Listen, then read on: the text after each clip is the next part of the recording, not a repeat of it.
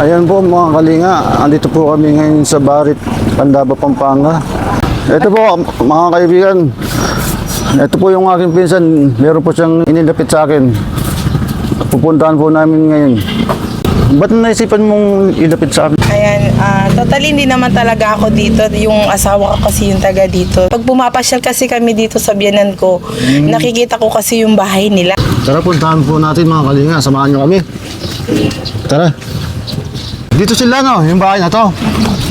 Ito po yung kanilang bahay. Ayun po si tatay. Pwede po tayo ilagay natin sa damit mo para marinig yung boses mo. Pwede. Ilan taon na po kayo tayo? 71. 71. Na paano po yung mata niya tayo? Natilas ka ng bubog. Hindi na po siya nakakita. Wala na yan, cornea na. Tanggal na. Rito mo yung mata niya ni tatay, kawawa na.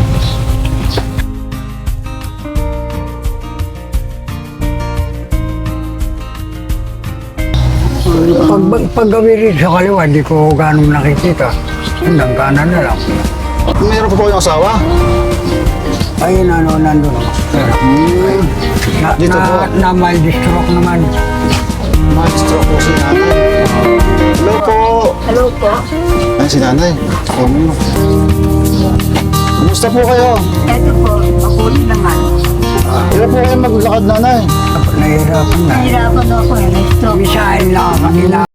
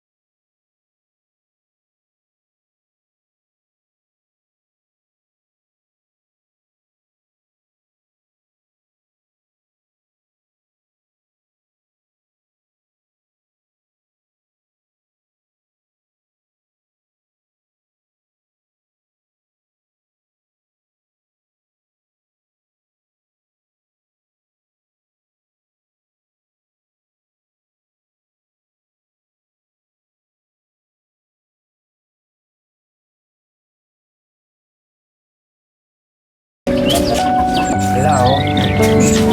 Doon sa kabila. Doon ang daanan na. Talagang sira na po pala siya. Wala, oh, sira na. Pagka umulan, lumulubog din po ba dito? Sandali Dito lang. Dumadala ang tubig dito. Ano po ang hanap buhay nyo? Wala. Wala. Dati, naghahanap buhay ako. Nagtitina pa. Opo. Dahil nung ma-stroke siya, napilitan na akong huminto. Wala mag-assist sa kanya. Matagal na po bang na-stroke si nanay? 7 taon na. 7 taon na. 7 taon na. Wala. Talagang ganun ang mahirap. Eh, paano po kayo mabuhay kung wala kang trabaho? Nangihingi lang ako sa mga anak ko. Meron akong anak. Malati. 4, wala rin mga babae. Peso na po. Umaasa rin sa mga asawa nila. Mga construction worker yung mga asawa. Wala rin. May mga nag-aaral pa sila. Ang mga apo nyo. Dito na lang po kayo natutulog pag umuulan. Ayan, oo, dyan. Lumuwala ako ng tulugan dyan. Ano po yung mga pang-araw-araw na pangangailangan niyo dito, tay? Yung mga gamot nun, mga pagkain namin, gano'n na lang. May nagme-maintenance po siya. Paano may maintenance siya? Dito po yung tinutulugan niyo. Tingnan Oo, natin. ayun lang. Kumusta na po yung sakit yung kamay niyo? Masakit yun ka. Yun lang. Hindi niya lang, Sakit. kalating katawan niya patay. Kalahati. Dahil paralitiko ako. Kaya itong mga daliri ko, ganito na lang siya. Hindi na mayunat. Hindi na. Kaya tulungan ko lang. Kasi kamay niya ngayon, hindi naman niya may diretso. Ganyan Eh, lang. Ngayon na kayo ito, okay na po. Ano? Oo, hindi naman ano. Hanggang matanda na ako. Matanda. 64 na ako. Mayroong tutulong ano ba mga pangailangan mo ito? Pwede mo sabihin sa kanila baka may tumulong sa atin. Mga pagkain. Yan ang bahay namin, ganito rin. Pinangarap niyo rin pumayos yan. Sana kung pwede. Nano ko na ako na naman. Dahil hirap na po kayong naiga rito sa maliit na to, Nano no? na naman. Hindi naman ah. Okay naman. Sa lapag na ganun, di ako pwede. Kasi pagka hindi ako makahiga, hindi ako makatayo. Pero sa papag nasanay ako. Okay naman kayo dito. Taka-taka. Okay naman lo kami dito. Pag umaga, nagbabike siya, kasama ako. Sa umaga. Hindi ako maiwanan dito, wala akong kasama. Hindi naman kasi ako makapagkwa. Kung kakain, paghahanda niya ng pagkain, luluto niya. Siya po yung nag-aasikaso sa inyo. Oo. Kahit abang paligo, ganun din.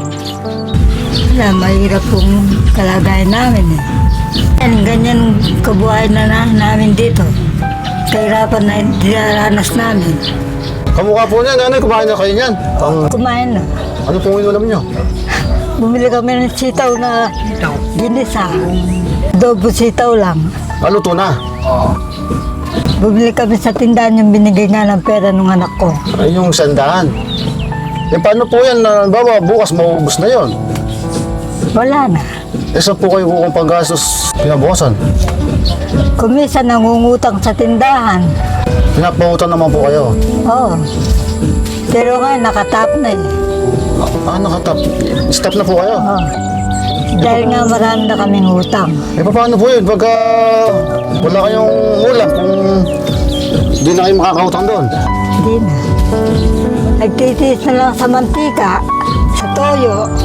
Yung po ang ulam niyo. Oo. Pag talagang wala. Pag walang wala. Duman din po yung mga araw na talagang wala kayo makain dito. Ngayon lang panahon na to. Magbuatong na-stroke ako, pero noon, dahil nagtitinda ng tinapa, araw-araw may ulam kami. Opo. Araw-araw din may bigas kami. Ngayon na-stroke kayo, yan na. Ganito. Pagka dumating na yung kahirapan. Oo. Abutin naman no, nung nag-lockdown, di kami ganun nahirapan. Dahil nagbibigay sa barangay. Ngayon po, wala nang... Wala nang nagkukat sa barangay. Opo. Kamukha niya, naka-stop na kayo sa tindahan. Oo nga eh. Yung hawak ko niyang pera, sandaan lang. Inabawasan na kanina, di ba? Nabawasan na. 75 na lang. 25 na lang. Paano po yung pagka naubos yung 75? Wala na kayong pamili ulam. Wala na. Tagang ganyan, wala akong magagawa. Kasi po, nanay, inilipit po kayo sa amin ni May, Makapagal. Kasi daw po naawa siya sa inyo. Kaya kami nandito. Opo. Paano yun, nanay? Pag naubos yung 75 mo, wala ka ng pera. Wala na. Hindi na lang, papiso-piso. Tapos bibili na lang ng sityer yung inuulam. Anong tsitsire po yun? Yung kiss. Inuulam po niyo yun. Oo, sausaw sa suka. Kawawa naman sa nanay. Kagabi nga, tuyo lang eh. Sige po yung ulam niyo. Pero ako hindi ko na makayanan patuyo-tuyo kasi nahirapan ako. Gusto lang yung may sabaw. Paano po yun kung naubos yung bigas niyo? Pupunta na ako sa Arayat. Kasi anak mo, magbabike ulit. Oo, magbabike. Kada pupunta po kayo, binibigay naman kayo na bigas. Oo, binibigyan ko kahit konti lang. Ganun po yung lagi nyo ginagawa. Pag naubos, pupunta po kayo doon. Oo, pag wala kaming pagkain. Katad na kanina, dapat hindi kami pupunta doon eh. Dahil sabi na wala na kaming bigas. Pumunta nga kami doon. Yun, binigyan kami bigas tsaka sanda na pera. O nagpautang ako sa tindahan sa kanila doon, nagpapautang. Nagpautang ako ng asukal, tinapay ko, yung almusal, at saka kopi ko, yun lang. Tapos pag-uwi namin, nagpabili ako lutong ulam. Wala ka na akong mabibili, kundi lutong ulam na lang. Sariwa, bibili ka pa ng pansahog. Kulang po yung sandaan nyo nanay pagka bumili kayong hindi luto. Oo nga, Ikaw nanay, ilang taon ka na po? 64 na ako, 64. noong March 9. 1960 ako, kasama ko 1953. Eh, di naman po kayo nahihirapan sa sakit niyo, nakisakit niyo. Hindi naman ho. Pero sa gabi, masakit tong kalahati ang katawan ko. Ay, lahat yung katawan niya, yung nagkaroon ng karamdaman. Pero wala naman ibang mas masakit sa akin. Stroke Anong lang. ginagawa mo nanay pagka sumasakit yung pabiyak ng katawan mo? Wala nang lang eh. Epikaset, ito, Pinamasahe ko ng nagsigasan. Nawawala naman po yung sakit. nakakatulog ako mahimbing pagka halagyan ng epikaset.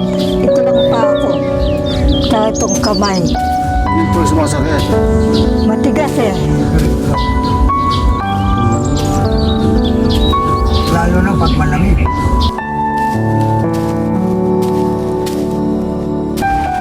Para po, di na po kayo ng problema sa bigas. Tayo mo doon. Ayan po tayo. Maraming salamat. May bigas na po kayo ngayon. Ano masasabi niyo tayo? Malaking pasasalamat kami. May babalik ko lang sa inyo. Wala akong paano. Lang. Matagal na ninyong sasahing po yan. Oo. Matagal-tagal na yan. Paabutin na lang. Kailangan buwan. May kilating buwan kanyo. Oo po.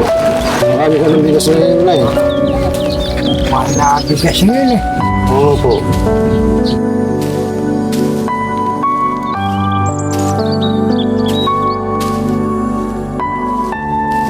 Sabi mo, 75 na lang yung pera mo. Ito to. Para may pamili kang ulam. Salamat po. Maraming salamat. Maraming salamat po. Maraming salamat sa biyayang naibigin niyo. Ah, sige po, thank you po. Mauna na po kami. O sige, salamat. Ingat po kayo dito. O, sige. Salamat po. Sige po.